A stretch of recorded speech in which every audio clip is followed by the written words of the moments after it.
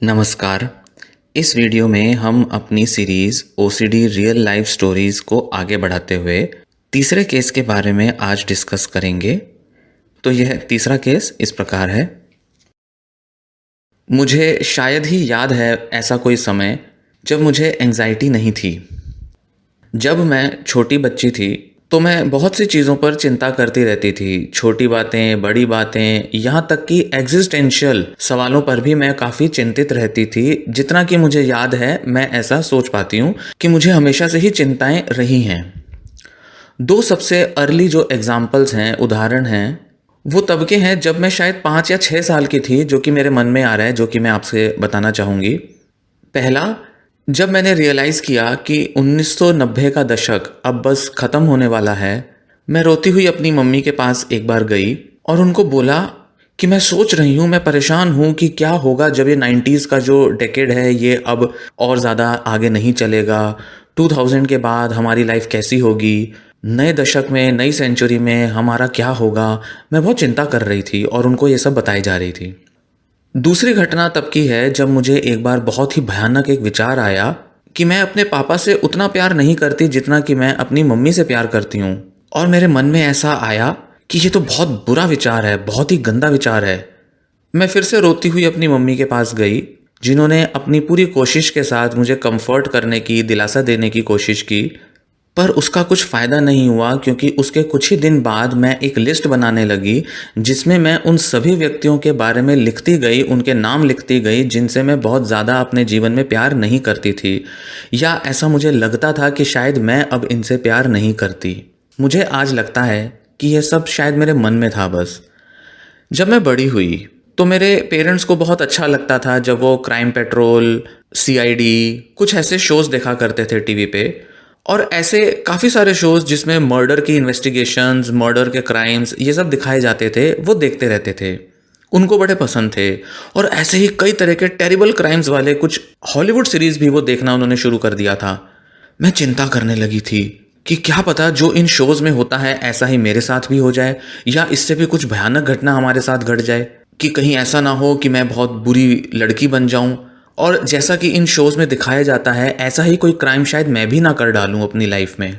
अपने आसपास के लोग, अपने घर के लोगों के प्रति शायद मैं भी एक क्रिमिनल ना बन जाऊं। हॉरर मूवीज़ होती थी और कुछ ऐसी ही बुक्स होती थी जो मुझे बहुत चिंतित कर देती थी, बहुत डरा देती थी। मैं 11 या 12 साल की रही होंगी जब मैंने राज फिल्म देखी थी, और मुझे भी ऐसा लगने लगा था शायद मैं भी कोई पुराने जन्म से भटकी हुई आत्मा हूँ, या मैं भी किसी शैतान की बेटी हूँ। मैं शुरू से ही रिलीजियस रही हूँ और मेरे लिए हमेशा से अपने हिंदू धर्म में फेथ रखना, उसमें विश्वास रखना हमेशा से ज़रूरी रहा है। और मेरे जितने भी थॉट पैटर्न्स होते थे उनमें कोई ना कोई ऐसी थीम, ऐसा कोई ना कोई विचार होता ही था जो कि रिलीजन से जुड़ा होता था। मैं कई सारे सवालों के बारे में ऑब्सेस्ड हो जाती थी, जैसे क्या मैं श्योर हूँ कि मैं एक अच्छी लड़की हूँ? क्या मैंने अनजाने में ही सही कोई ऐसा कर्म किया है जिससे कि परमात्मा मुझे प्रेम नहीं करेंगे? कहीं ऐसा तो नहीं कि मैं कुछ ऐसे व्यक्ति में तब्दील हो जाऊंगी, कन्वर्ट हो जाऊंगी, जिनमें कि शैतान जो है लोगों के कानों में और सर में घूम घूम के उनको बोलता है कि कुछ बुरा करो, किसी को मारो, किसी का बुरा करो। कुछ ऐसी तो नहीं बन जाऊंगी मैं? क्या पता मुझे अपने गॉड में, अपने फेथ को प्रूव करने के लिए कुछ बुरा करने के लिए मजबूर किया जाए कभी? क्या मैं सच में एक ईविल व्यक्ति हूँ, दुष्ट व्यक्ति हूँ? ऐसे बहुत से सवाल मेरे मन में अक्सर हमेशा से आते रहे हैं। ये जो पूरा थॉट पैटर्न था, थॉट साइकिल थी, इसका सबसे जो डिस्ट्रेसिंग लेवल था, सबसे भयानक और दर्दनाक जो लेवल था, वो तब पहुंचा जब मैं 14-15 साल के आसपास थी।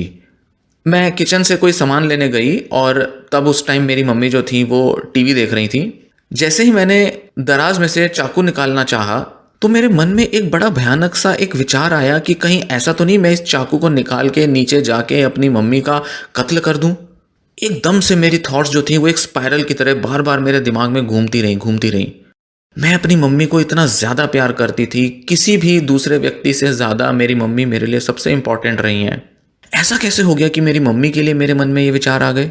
मैं इन इमेजेस को, इन विचारों को अपने मन से नहीं हटा पा रही थी, जिसमें मैं बार बार खुद को मम्मी का मर्डर करता हुआ देख रही थी। मेरे से बर्दाश्त ही नहीं हो रहा था। उसके बाद से मेरी ज़िंदगी पूरी पलट गई और मैं अपने को अक्सर पाती थी कि मैं इन थॉट्स, इमेजेस से हमेशा लड़ती रहती हूँ। मैं कोशिश करती थी कि मैं अपने विचारों के साथ अकेले में ना रहूं। कहीं ऐसा ना हो कि ये विचार एकदम मेरे मन पर ऑक्यूपाई कर लें और ये बड़ी जो भयानक सी जो विचार हैं एकदम बाढ़ की तरह, तूफान की तरह मेरे मन में ना घूमने लगें। इसलिए मैं कोशिश करती थी कि मैं अकेली ना रहूं। कई बार तो मैं बार बार प्रेयर करती रहती थी ताकि मैं सही तरह के शब्द बोल सकूं, जिससे कि ये जो विचार हैं, ये जो इमेजेस हैं, मेरे दिमाग से निकल जाएं, इस उम्मीद से कि शायद गॉड तक मेरा मैसेज पहुंचेगा और जिससे कि मैं खुद को दिलासा दिला पाऊं कि हाँ, अब मैं अपनी मम्मी का कोई नुकसान नहीं करूंगी, शायद गॉड जो है वो मेरे ऊपर कृपा बरसाएंगे। मैं रात में बुक्स के चैप्टर्स पढ़ती रहती थी, एक के बाद एक दूसरी किताबें पढ़ती रहती थी, जिससे कि मेरे मन में बहुत दूसरे तरह के विचार भर जाएं और ये टॉर्चर देने वाले विचार मेरे मन में ना आए। यहाँ तक कि मैं ऐसे तरीके ढूंढने लगी कि कैसे कैसे मैं प्रूव कर दूं कि मैं अपनी माँ के प्रति कोई बुरी भावना नहीं रखती हूँ, मैं अपनी माँ को कभी नहीं मारूंगी। सिर्फ खुद को ये प्रूव करने के लिए मैं बहुत सी अलग अलग तरीके जो थी वो खोजते रहती थी। मेरे जीवन की जो कंडीशन है वो बिल्कुल दयनीय सी हो गई थी। बहुत ही लाचार महसूस करने लगी थी मैं खुद को। मैं हमेशा से अपने फैमिली के क्लोज रही थी, पर अब मैं अपने फैमिली के पास रहना एंजॉय नहीं कर पा रही थी, क्योंकि मुझे डर था कि मेरा ये सीक्रेट जो है लोगों को पता ना चल जाए कि मैं सबको बर्बाद करना चाहती हूँ, सबको मारना चाहती हूँ। किसी तरह से किसी को भी ये बात पता ना चल जाए, मेरे को हमेशा डर लगा रहता था। मैं गॉड के बारे में भी कंफ्यूज हो गई, क्योंकि मुझे लगता था कहीं गॉड ने तो ये आइडिया मेरे दिमाग में नहीं डाल दिया। इसका क्या मतलब हो सकता है? क्या गॉड मुझे कह रहे हैं कि अपनी माँ को मार दो, या गॉड मुझसे नाराज हो गए जिसकी वजह से मेरे मन में ये विचार आ रहे हैं? कहीं ऐसा तो नहीं कि गॉड से भी अब ऊपर का दर्जा मुझे अपनी मम्मी को देना पड़ेगा ताकि मैं अपनी मम्मी के प्रति कोई बुरी भावनाएं ना रखूं? फिर एक दिन ऐसा हुआ कि एक कार की ट्रिप पे हम सब फैमिली के लोग जा रहे थे, तो मैंने एक आर्टिकल देखा अखबार में जिसमें कि ऑब्सेसिव कंपल्सिव डिसऑर्डर के बारे में लिखा हुआ था। OCD ऐसा कुछ उन्होंने बताया था। वो बहुत ही लंबा सा आर्टिकल था जिसमें एक लड़की की स्ट्रगल को बताया गया था और फिर उसमें OCD के सिम्टम्स बताए गए थे। जैसे ही मैं उसे पढ़ती जा रही थी, मुझे ये बड़ी भयानक सी, बड़ी डराने वाली एक फीलिंग सी आने लगी कि अरे, ये तो मेरे ही बारे में डिस्क्रिप्शन दिया जा रहा है। मेरे मन में सवाल आया कि क्या OCD ने मुझे पागल कर दिया है? पर फिर मैंने सोचा कि पागल तो वो होते हैं जो बिना कुछ सोचे समझे मर्डर कमिट कर देते हैं, पर मैंने तो आज तक ऐसा कुछ नहीं किया। पर मुझे फिर ऐसा लगा कि कहीं ना कहीं शायद मैं इन विचारों को सच ना मानते हुए, सिर्फ खुद को एक्सक्यूज़ देते हुए यही कहे जा रही हूँ अपने को कि नहीं, शायद गॉड मुझसे नाराज़ है या कोई और रीज़न है जिस वजह से थॉट्स मेरे मन में आ रही हैं। मैं पूरी तरह से उस आर्टिकल पर बिलीव नहीं कर पाई। फिर मैंने अपनी मम्मी को बताया कुछ ऐसे विचारों के बारे में जो कि मुझे आते थे, और मैंने उन्हें वो आर्टिकल भी दिखाया। मुझे बहुत सुकून मिला, मैं बहुत थैंकफुल हुई अपनी मम्मी के लिए, क्योंकि उन्होंने बड़े आराम से, बड़े सिंसियरली मेरी सारी बातों को सुना, उस आर्टिकल को पढ़ा, और उन्होंने डिसाइड किया कि वो मुझे हेल्प के लिए एक साइकोलॉजिस्ट के पास ले जाएंगी, क्योंकि वो ऐसा मानती थी कि जो चीज़ की वो मुझे हेल्प नहीं कर सकती उसके लिए हमें किसी और के पास हेल्प के लिए शायद जाना चाहिए, और इसमें कुछ गलत भी नहीं है। तो उन्होंने एक कदम आगे बढ़ के मेरी मदद करनी चाहिए और हम एक चाइल्ड साइकोलॉजिस्ट के पास गए। पहले तो मैंने इसके लिए बड़ा विरोध किया, क्योंकि मैं नहीं चाहती थी कि मैं अपनी ये सब चिंताएं और ये सब बुरी बुरी थॉट्स जो हैं वो किसी को बताऊं, क्योंकि मुझे डर था पता नहीं वो मेरे बारे में क्या सोचेंगे। पर मुझे एक बात तो पता थी कि मुझे हेल्प की तो ज़रूरत है, किसी से तो बात करनी पड़ेगी, किसी को तो अपने बारे में बताना ही पड़ेगा।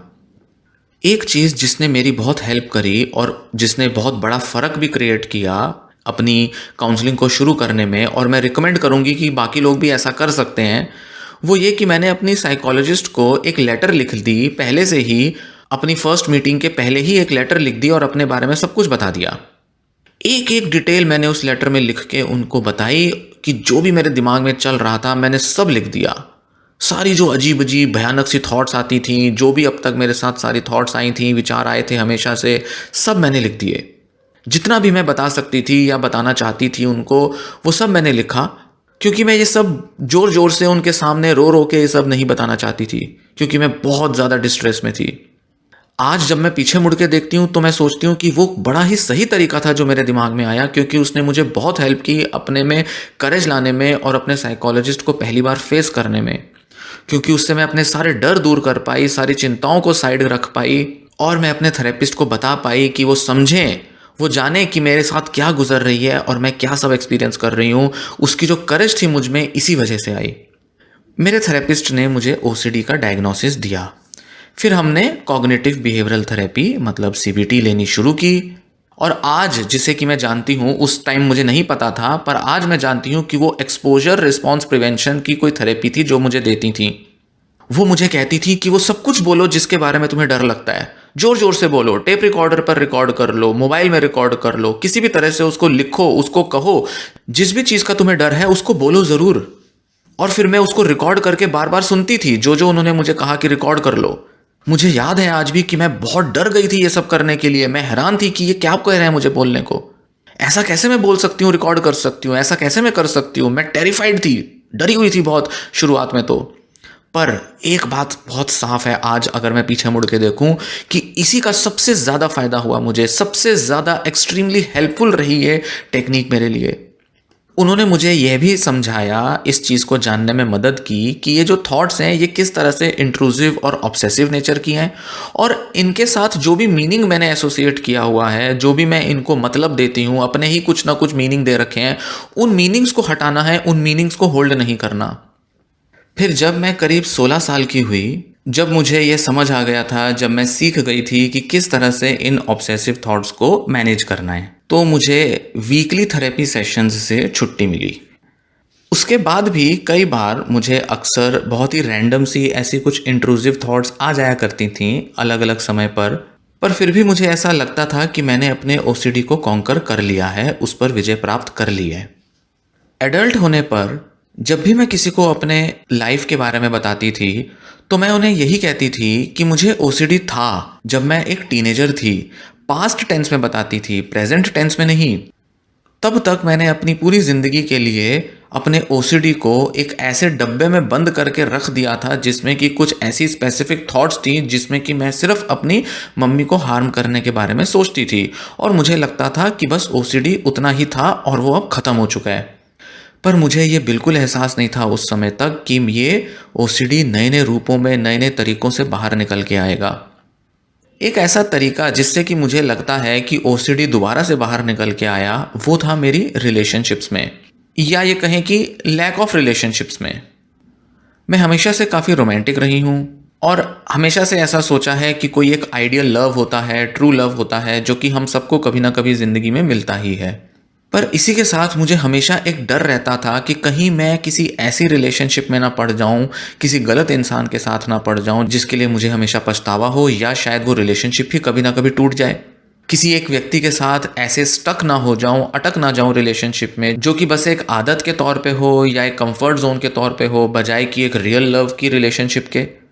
मेरे लिए ये बहुत ही वर्स होगा, अकेले रहने से भी ज़्यादा भयानक होगा ऐसी किसी रिलेशनशिप में एंड अप करना।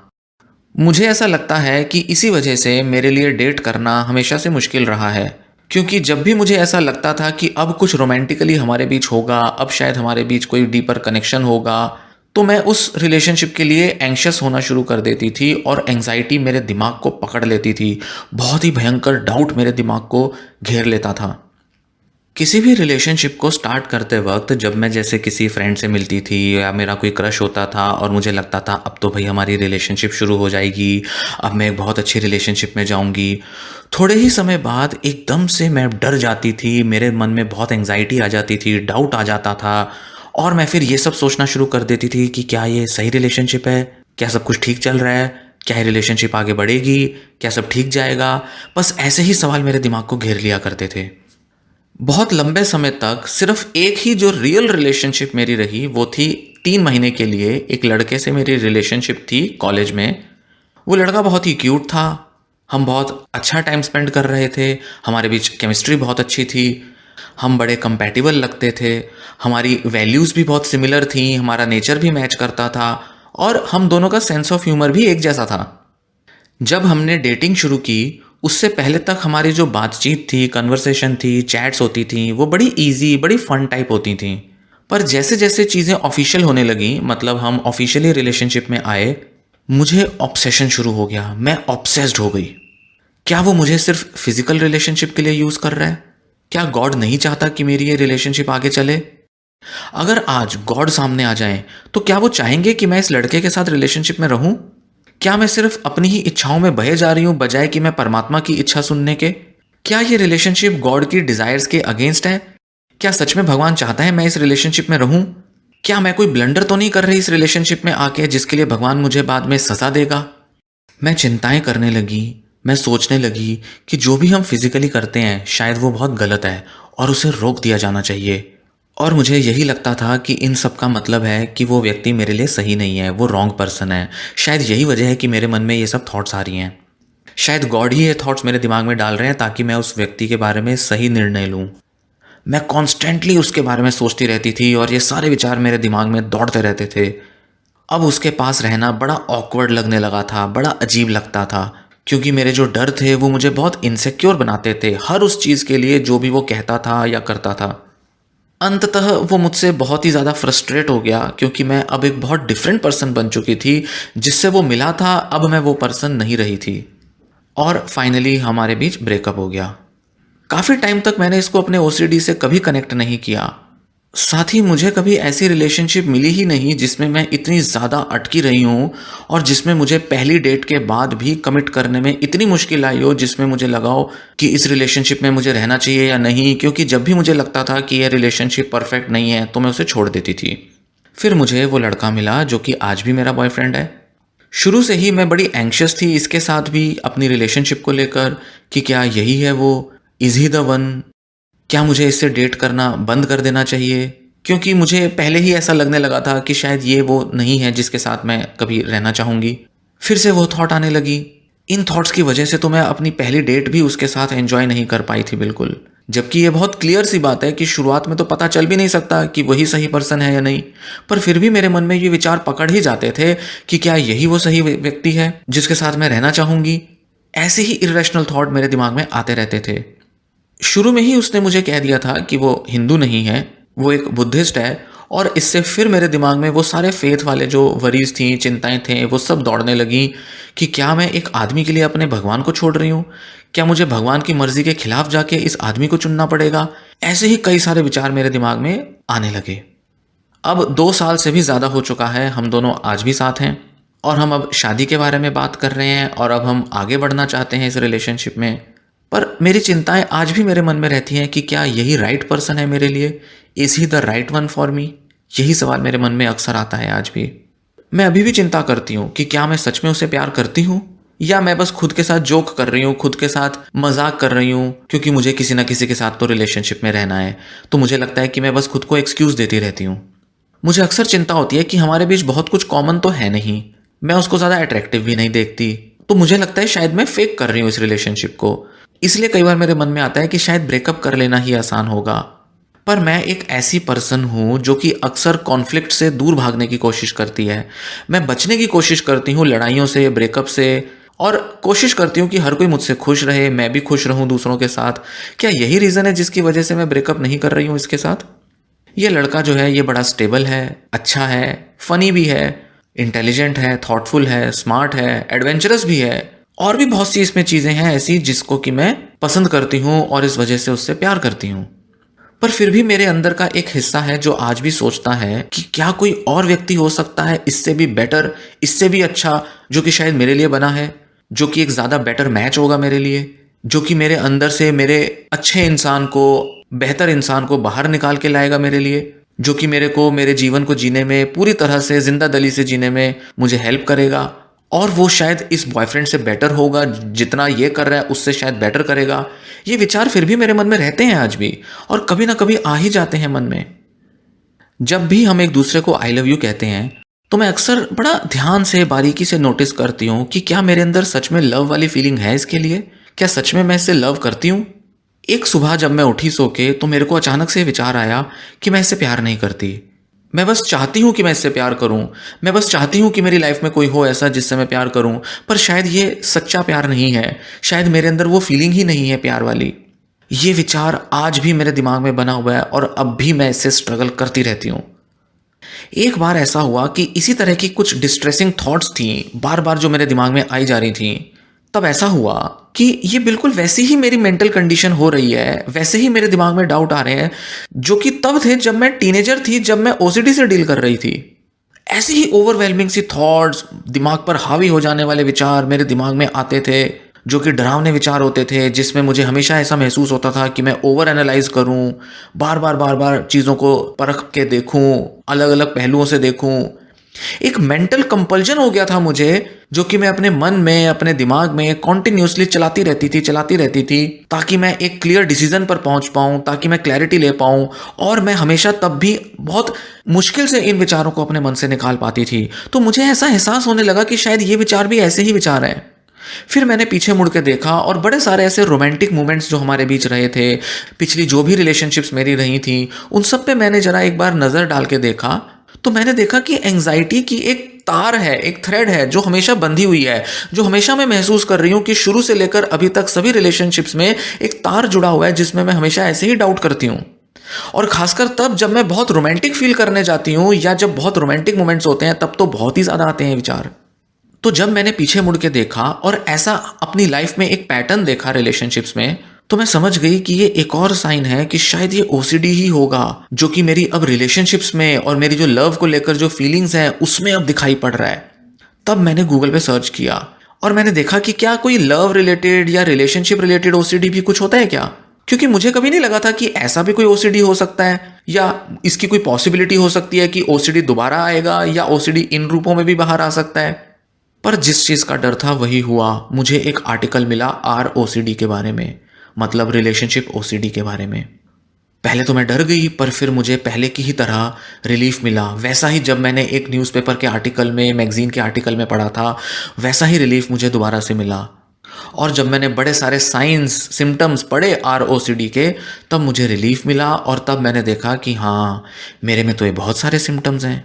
फिर मैंने अपने बॉयफ्रेंड से बात की इन सब विचारों के बारे में, जो कि मुझे आते थे, उसके बारे में, रिलेशनशिप को लेकर, इन सब के बारे में मैंने उसे बताया। और मैंने उसे समझाया कि शायद मुझे लगता है मेरे अंदर ये जो सिम्टम्स आ रहे हैं, ये जो थॉट्स आ रही हैं, ये भी किसी ना किसी तरह से मेरे OCD से ही कनेक्टेड होंगे। मेरा जो बॉयफ्रेंड था वो बहुत ही अंडरस्टैंडिंग निकला। उसने बड़ी पेशेंस के साथ मुझे सुना, और इस पूरी डिस्कशन के दौरान उसने मुझे इमोशनल सपोर्ट दिया, बड़े प्यार से उसने मुझे सुना। पर फिर भी कुछ चीज़ें उसको परेशान कर गईं, कि उसको लगा कि उसको चिंता हुई कि कई चीज़ें उसको शायद मेरे हिसाब से करनी पड़ेंगी, क्योंकि मेरा OCD को वो समझ नहीं पाया शुरू में, और उसको लगा कि मेरे OCD के चलते उसको बड़े सारी चीज़ें ऐसी परफॉर्म करनी पड़ेंगी जो कि मैं चाहती हूँ, या जो मेरा OCD मुझे कहता है, और उसको डर लगने लगा कि कहीं वो मुझे खो ना दे। तो जब मुझे इस OCD के बारे में रियलाइज़ हुआ और बॉयफ्रेंड के साथ जब मैंने बात की, तो मैंने एक थेरेपिस्ट को फिर से कॉन्टैक्ट किया और उनको अपनी ये जो सारी थॉट्स थी इनको डिस्क्राइब किया, और उनसे पूछा कि क्या ये भी OCD हो सकता है जो कि रिलेशनशिप से जुड़ा है। हालांकि वो बड़ी ही अच्छी साइकोलॉजिस्ट थी, पर मुझे नहीं लगा कि शायद उनको OCD के बारे में कोई ज़्यादा समझ थी, या उनको कोई खासा ट्रेनिंग मिली थी OCD के बारे में। और उन्होंने मेरे चाइल्डहुड इश्यूज़, स्ट्रेसेस और इनके बारे में बात की। वो मुझे ऐसा रियलाइज़ कराना चाहती थी कि शायद रिलेशनशिप को लेकर ये जो सारी प्रॉब्लम्स आ रही हैं, ये ट्रस्ट इश्यूज़ हैं, और बचपन में काफ़ी सारी ऐसी घटनाएं घटी हैं, मम्मी को लेकर, पापा को लेकर, शायद कुछ ऐसा हुआ है जिस वजह से मैं खुद पर भरोसा नहीं कर पा रही, मैं लोगों पर भरोसा नहीं कर पा रही, और मुझे रिलेशनशिप में क्या करना चाहिए, रिलेशनशिप को कैसे बेटर बनाना चाहिए, अपनी सोच को कैसे बदलना चाहिए। वो सारी चीज़ें ऐसी मुझसे डिस्कस करने लगी, जो कि मुझे लगता है कि हाँ, हेल्पफुल हो सकती थी किसी ना किसी पॉइंट पर, किसी ना किसी इश्यूज़ में ये ज़रूरी हो सकता है कि उसकी जो सजेशन थी वो मेरे काम आती। पर उनकी बताई हुई सारी बातों से मुझे तो ऐसा एहसास होने लगा, ऐसा विचार आने लगा कि मेरा OCD तो बढ़ गया है, क्योंकि उन्होंने मुझे ऐसी ऐसी बातें बता दी जिससे मैं और ज़्यादा चिंता करने लगी, और मेरी OCD बढ़ गई, मुझे और नए नए विचार मिल गए OCD के अंदर। इस एक्सपीरियंस के बाद मेरे को समझ में आया कि शायद OCD के कुछ अलग थेरेपिस्ट होते हैं जो कि मुझे रिकवरी में हेल्प कर सकते हैं, क्योंकि वो लोग हैं जो कि खासकर ट्रेनिंग लेते हैं OCD के ट्रीटमेंट के लिए, और वही लोग मुझे शायद ट्रीट कर सकते हैं। तो मैं गई एक क्लिनिकल साइकोलॉजिस्ट के पास, क्योंकि तब मुझे समझ में आया कि कोई भी साइकोलॉजिस्ट OCD को ठीक नहीं कर सकता, सिर्फ एक ट्रेंड क्लिनिकल साइकोलॉजिस्ट ही OCD को ट्रीट कर सकता है, क्योंकि वो ही इस तरह की प्रॉब्लम्स को समझते हैं और इनसे डेली बेसिस पे डील करते हैं। तो करीब 1 महीना पहले मैं अपनी फर्स्ट अपॉइंटमेंट के लिए गई, एक OCD स्पेशलिस्ट से मिली। यहाँ मैं OCD स्पेशलिस्ट बोलूँगी, पर बेसिकली वो क्लिनिकल साइकोलॉजिस्ट ही थी। मुझे बहुत कंफर्टिंग महसूस हुआ उनसे बात करके, क्योंकि मुझे फाइनली कोई ऐसी मिल गई थी थेरेपिस्ट जो कि मेरी प्रॉब्लम को समझती थी। वो जानती थी कि मेरे मन में क्या चल रहा है, मैं किस दौर से, किस जद्दोजहद से गुजर रही हूँ। उन्होंने मुझे एक क्वेश्चनियर दिया जो कि खासकर ROCD मतलब रिलेशनशिप OCD के लिए था। और उस क्वेश्चनियर को करके मैं भी समझ गई कि यही तो है जो मुझे हो रहा है, इसी तरह की चीज़ें ही तो हैं जो मेरे मन में बार बार दौड़ती रहती हैं। इन सब चीज़ों को सुनकर मुझे बड़ा सुकून मिला, ये सब देखकर मुझे बड़ी शांति मिली कि अब मैं फिर से अपने थेरेपिस्ट के साथ काम करूँगी और जो पहले जो काम छूट गया था या शायद वो तब तो पूरा हो गया था बट अब शायद दोबारा से मुझे अपने OCD पर फिर से काम करना ही पड़ेगा। और मैं अब एंथुजियास्टिक हो गई थी, मुझे जोश आ गया था अपने थेरेपिस्ट के साथ दोबारा काम करने के लिए, क्योंकि मेरा पुराना एक्सपीरियंस मेरे साथ था। मैं जानती थी कि पहले भी मेरा OCD थेरेपी के साथ ठीक हुआ है, तो इस बार भी मैं उतनी ही होपफुल थी जितनी की पहले भी रही थी। तो मेरा ऐसा मानना है कि OCD के ट्रीटमेंट के लिए बहुत सी होप्स रखी जा सकती हैं, बहुत सी उम्मीदें खुद से और दूसरों से, थेरेपिस्ट से बंधाई जा सकती हैं। खासकर कि तब जब OCD बहुत ओवरवेलमिंग हो, बहुत सीवियर हो, तब भी OCD को होप्स के साथ, उम्मीदों के साथ अप्रोच किया जा सकता है उसकी थेरेपी में। और बावजूद इसके कि कभी कभी ऐसा लगे कि मैं अपनी लाइफ के बहुत बड़े क्रूशियल और इम्पॉर्टेंट मोमेंट्स को एंजॉय नहीं कर पा रही हूँ और मुझे लगे कि ये तो चिंताएं हैं, ये मेरे को इतना घेर लेंगी कि मैं अपनी लाइफ को एंजॉय नहीं कर पाऊंगी, पर फिर भी मुझे लगता है कि नहीं, उम्मीद की किरण तो बाकी रहती ही है हमेशा। ये जो मैं आपको स्टोरी बता रही हूँ, ऐसी ही स्टोरीज जब मैं और लोगों की पढ़ती हूँ, सुनती हूँ, तो उनको पढ़ने से, सुनने से मेरे को बहुत हेल्प मिली है, क्योंकि मैं अपने एक्सपीरियंसेस को, अपने OCD को और बेटर तरीके से समझ पाती हूँ। मुझे कुछ बुक्स भी मिली हैं जो कि मुझे काफ़ी हेल्प करी हैं, जैसे कि mindfulness workbook for OCD, overcoming unwanted intrusive thoughts. इस तरह की कुछ बुक्स हैं जो कि मुझे बहुत हेल्प करी हैं और मैं भी रिकमेंड करती हूँ सभी को कि वो OCD की कोई ना कोई बुक्स ज़रूर पढ़ें। मैंने ऐसा देखा है कि उम्मीद तभी आती है जब आप प्रेजेंट मोमेंट में रहकर काम करते हो, ताकि हम अपनी ज़िंदगी को बिना किसी चिंता के पूरा फुल्ली जी पाएं, उसको एक्सपीरियंस कर पाएं, जैसा वो है उसे वैसा महसूस कर पाएं, बजाय ये चिंता करें कि OCD हमारे साथ क्या कर रहा है या उसका क्या हो जाएगा या वो उसके साथ हमारे को कैसे दिन देखने पड़ेंगे। इन चिंताओं की बजाय प्रेजेंट मोमेंट में जीना ज़्यादा बेटर है। इन मोमेंट्स में मैं मैनेज कर सकती हूँ कि मैं प्रेजेंट में जीना सीखूँ। मैं अपने बॉयफ्रेंड के साथ अपनी लाइफ को अब एंजॉय करती हूँ, रिलेशनशिप को भी एंजॉय करती हूँ, बावजूद इसके कि कई बार मुझे वो थॉट्स आ जाती हैं, पर फिर भी मैं उन थॉट्स से बाहर आकर अब रिलेशनशिप को बहुत फुल्ली एंजॉयमेंट के साथ, जिंदा दिली के साथ देख पाती हूँ। और शायद यही तो OCD का ट्रीटमेंट है जो मुझे चाहिए। मैं ऐसा नहीं मानती कि OCD की थॉट्स पूरी तरह से जाती हैं या जाएंगी कभी, पर उन थॉट्स से बाहर निकल के अपनी लाइफ को एंजॉय कर सकें, अपनी लाइफ को बहुत एंथुजियास्टिकली, एनर्जेटिकली, उम्मीदों के साथ जी पाएं, अपनी डिजायर्स को, अपनी विशेष को, अपनी इच्छाओं को पूरा कर पाएं। शायद यही तो ज़रूरी है, शायद यही तो मैनेजमेंट है OCD का। उम्मीद इस बात से भी आती है कि जब हम खुद अपनी इच्छा से इंटेंशनली अपने अंदर उन गुड क्वालिटीज को, अच्छे गुणों को ढूंढते हैं जो कि ना ही मेरे अंदर ऐसे हैं जो कि OCD से अलग है, बट साथ ही साथ OCD भी काफी सारी ऐसी पॉजिटिव क्वालिटीज हमें देता है, जैसे कि एनालिटिकल होने की क्वालिटी, चीजों को बड़ा बारीकी से, डिटेल्स में और क्रिएटिवली सोचने की क्वालिटी। ये सब हमें OCD से ही तो मिलती हैं और मैं आज इन क्वालिटीज को भी अप्रिशिएट कर पाती हूँ। हालांकि इन क्वालिटीज को आइडेंटिफाई करना और इनके साथ जीना बड़ा ही मुश्किल हुआ है मेरे लिए, मतलब मैं बड़े मुश्किल से देख पाई हूँ और इनको एक्सेप्ट करना भी मेरे लिए बड़ा मुश्किल रहा है। पर फिर मैं सोचती हूँ कि शायद यही तो है जो मुझे हेल्प करती हैं मेरी डे टू डे लाइफ में, और मुझे पता है कि ये जो क्वालिटीज़ हैं ये हमेशा मेरे साथ रहेंगी।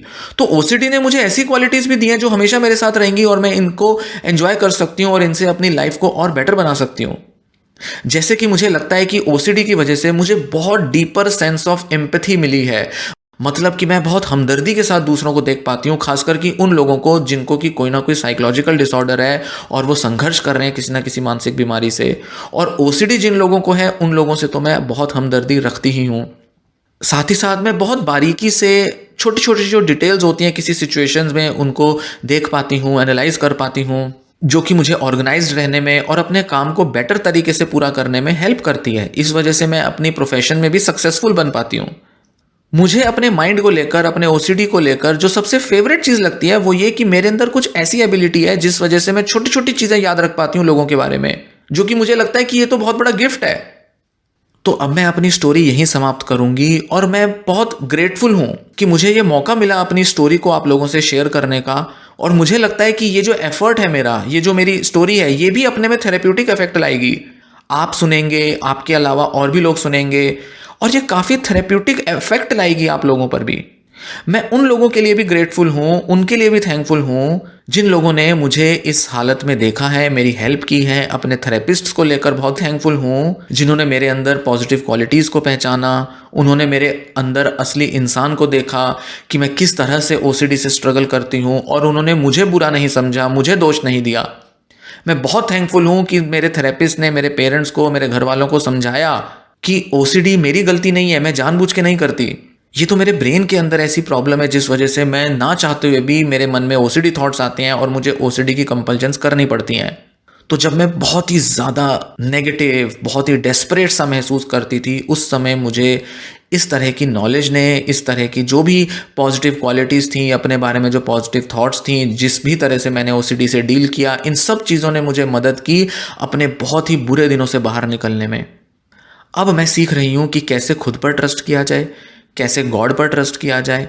बावजूद इसके कि मुझे ओसीडी है, और बावजूद इसके कि मैं जानती हूँ कि मेरे बहुत से विचार खुद को लेकर, गॉड को लेकर काफ़ी हद तक ऑब्सेशनल ही होते हैं, पर फिर भी मुझे उम्मीद है कि मैं इस फेथ में, इस ट्रस्ट में काफ़ी आगे बढ़ूंगी, और अपने ओसीडी के साथ चलते हुए ही अपना जो भरोसा है मजबूत करूंगी, अपने में और दूसरों में।